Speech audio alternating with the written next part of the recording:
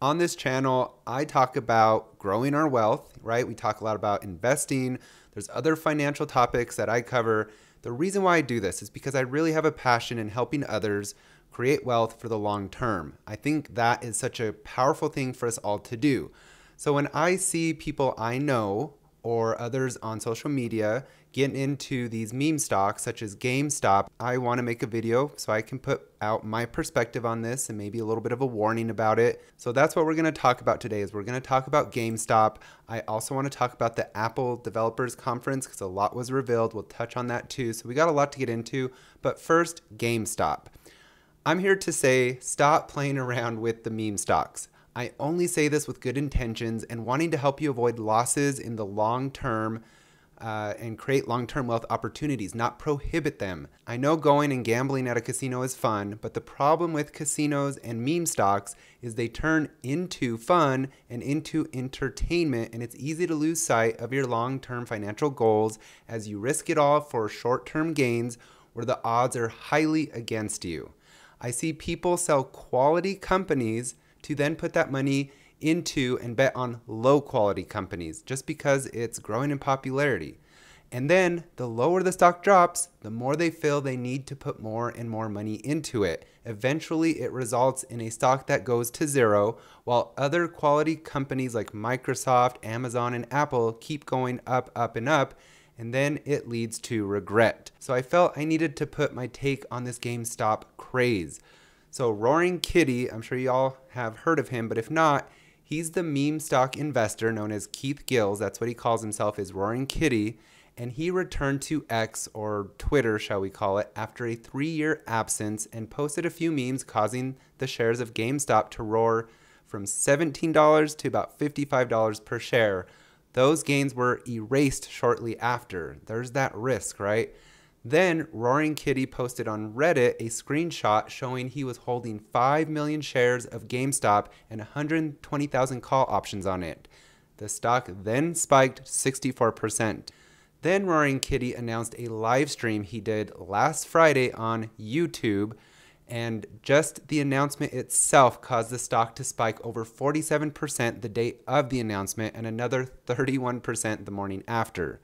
Now, to add more chaos to all of this, GameStop released its earnings on that Friday, the day he was going to do the live stream on YouTube, and that was earlier than expected and hours before Keith's or Roaring Kitty's live stream, and they were not good earnings, sending the stock plummeting 40%. Still, Roaring Kitty's live stream brought in 650,000 viewers. That's a live stream. That's insane. So he laid out a long-term bull case for his investment in GameStop, highlighting GameStop CEO Ryan Cohen's turnaround ability and the company's large cash position. So he is betting on management, basically. Now, this live stream did not rally investors this time around. It didn't pop the stock up. And despite his bullish case, the earnings showed a deteriorating company. Sales dropped 29% year over year. The earnings per share came in at negative 12 cents per share versus the estimate of negative 9 cents. So these earnings were not good. Now, yes, the company does have more cash than debt, so it is good for the short term, but keeping that up long term may play out differently and not something I would put my bullish thesis behind. Remember, GameStop sells video games, consumer electronics, and gaming merchandise. Who else does this? Amazon, Microsoft, eBay, Walmart, Nintendo, and Best Buy, just to name a few. Is this really a group of companies you want to bet against by betting on GameStop instead? Not me. Amazon's revenue tripled over the last 5 years while GameStop's was cut in half. Amazon is all about convenience, and convenience wins. Microsoft acquired Activision Blizzard, which ensures it has a leadership position in the gaming arena. Games are now going subscription-based, and Microsoft has 34 million Xbox Game Pass subscribers. That's insane. The gaming industry is changing, but GameStop is not changing with it, and it still holds onto selling mainly physical discs, something that digital downloads is quickly replacing. So I know it is fun to try and take a bet here and there, but most people do not have self-control, and it can easily spiral into a losing game that takes a huge cut out of your future wealth and future potential. I've seen this play out badly too many times. Hello, Tattooed Chef, AMC, Peloton. Again, meme stocks refers to a company that has gained viral popularity due to heightened social sentiment. And yeah, sometimes it turns out good, like Nvidia, but let's face it, by the time a stock like Nvidia makes it to the majority of investors, it's too late, as it has already had its big run and that big opportunity to make lots of money has already passed. I go off of fundamentals, research, my quality checklist that I created. You should create one too, where you stick to these checklist items, and if a company reaches all of them, then it's something that you should consider buying. But I do not go off of the popularity on social media. It's not a sexy way to invest, I know the way I do it, but it's a sure way to make long-term wealth. And I'll show you my portfolio towards the end of this video, which you will see that I am building that wealth. So I'm not trying to say not to take a risk here or there, but make sure it's a risk worth taking. Bet your money on something that you feel has a bright future of growth and innovation, with a high market share, with growing revenue, predictability, etc. I don't know, that's just how I bet my money. If you have the self-control to take a very small bet on a meme stock like GameStop, then I guess go for it. But I still think that is easier said than done, to have that control to cut yourself off before it turns into a situation like where you're at a machine at the casino putting in money, you see your winnings go up, you try to time it perfectly thinking you know when to get out at the top, but then your winnings start to decrease and you pull more money out of the ATM, and before you know it, all your money is gone, much more than you planned on spending that evening in just entertainment. It's the same thing I see happening with these meme stocks. I've seen it too many times, even myself with Tattooed Chef. If you've been a subscriber of this channel, I fell for Tattooed Chef and lost some money. Luckily, I had a small position, but I also see my friends doing it with crypto and other meme stocks. I just never have seen it play out in the favor of the investor in my circle. I know it happens, but again, it's rare and not worth the odds. It's like putting all your money into lottery tickets instead of investing in these quality companies we know. It's just something that I definitely would not do. It's not worth that risk of losing all my money, that the odds are definitely in the favor of losing the money, not in making the money. So take it or leave it, but meme stocks like GameStop will literally stop your financial progress. Just remember what the snowball effect of investing does over time with your investments in quality companies, as it accelerates the growth and gains the longer you're invested, and one day you will look back and thank yourself for sticking to your strategy. Magically, I changed shirts for this next topic. I used Apple Intelligence to do that. Just joking. But I do want to talk about the Apple Developers Conference that occurred earlier this week. Now, by now, most of you have heard all about their new updates that they're bringing, the Apple Intelligence and stuff. So I'm going to briefly cover that. But more so, I want to talk about this from an investing standpoint and from a consumer standpoint, because I think that's most important. That's what we're all here for, is investing, becoming wealthy, making money. So was this a good thing that Apple did? I think so. But first, a brief overview. Of course, they talked about Vision Pro, but I don't need to dive too much into that because it's still way too expensive and out of reach for the majority, including myself, but it did have some pretty cool updates. The big thing was the next iOS 18 release. That was pretty impressive, and it had a lot of things where you can move your apps and have different color themes for your apps. There's a lot of privacy involved. There's a password app I'm very excited about. You can shake your head if you're wearing your AirPods so that way you don't speak out loud. So if a call's coming in and Siri says, do you want to answer this call? You can go no or yes. Of course, the big thing is Apple Intelligence.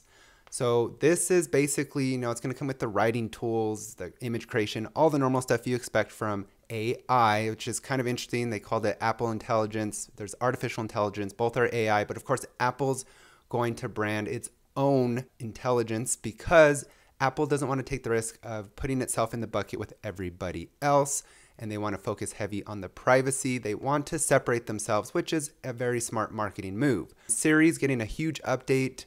To me, she still sounds similar to the old Siri. She's just going to have more capabilities because what Apple is smart with is they have all these millions of users that have photos and their calendars filled up, where Siri can go in and grab all this personalized stuff and help answer questions, right? You can say, when is my mom's flight? And it can find maybe it in your text messages.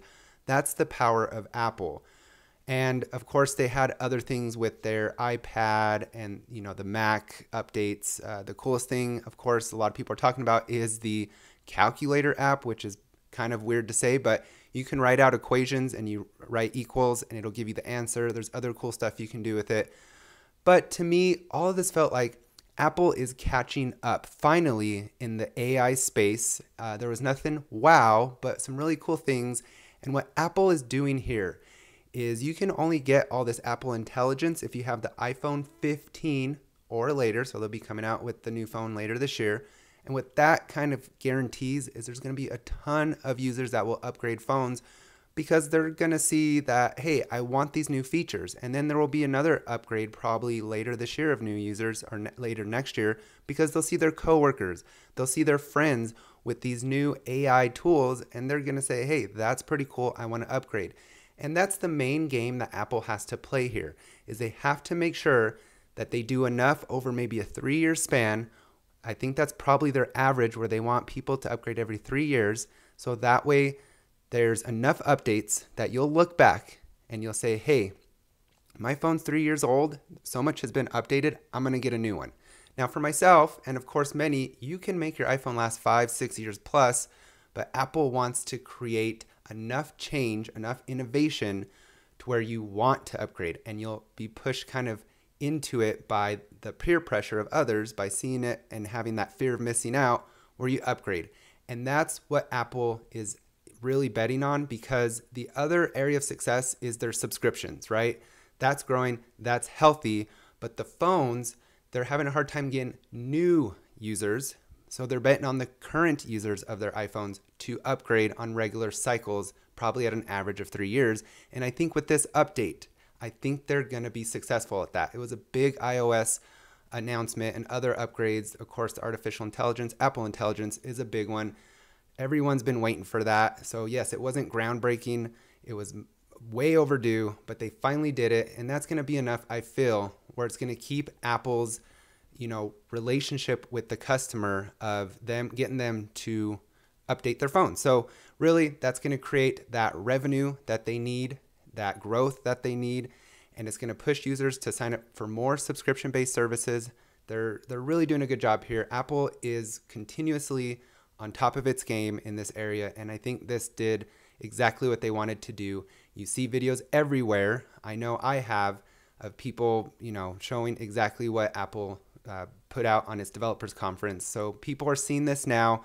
They'll start to see it when people upgrade their phone later this year, or with the iOS upgrade if you have the current iPhone 15. And if you have a 14 or older phone, you're going to want to update. Eventually, you're going to want to update. So good by them. And on the consumer side, it's good because we need Apple to keep up with their innovation, because otherwise we're going to look at other phones, right? And that's exactly what they don't want to happen. So they're moving fast. Apple will have those ChatGPT integrations that we've all been reading about, but it's going to be a little different. So if Siri thinks ChatGPT can help, it will ask permission to share that question and present the answer directly, but it has to ask permission first. So you can get the answer from ChatGPT without opening the app, which is pretty cool. There are other integrations and it will be free. So ChatGPT will soon be getting a lot of extra questions, aka data, from Apple users, though they're not storing it, but it's really going to help them expand as well and create a more powerful AI chatbot. So really, again, Apple is finally catching up. I think this was a really good release of new innovation and the introduction of Apple Intelligence. So let me know your thoughts on Apple's announcements. Does this make you more bullish on Apple? Their stock definitely popped up after this, not exactly the day of, but the days following. I think people finally were able to digest this and see it exactly as I'm saying, that it's going to cause a lot of people to buy new phones, and that's going to be a great thing. And now let's look at my portfolio. I show this with every single video. This is long-term growth. You'll see that I am in the green, over 19%. This is something that I'm building up over time. I do have some stocks that I don't care for. They were my mistakes, like 3M, AT&T, and I'm working on getting rid of those. There's some others I don't care for, but I'm also investing heavy in those that I did the actual research in, like Health Equity. That's my newest company, the newest stock that I am invested in, Microsoft, Amazon, S&P Global. Vici, so on and so forth. I am building this up. I think this will eventually be a huge portfolio that is going to generate me a lot of profits, a lot of growth.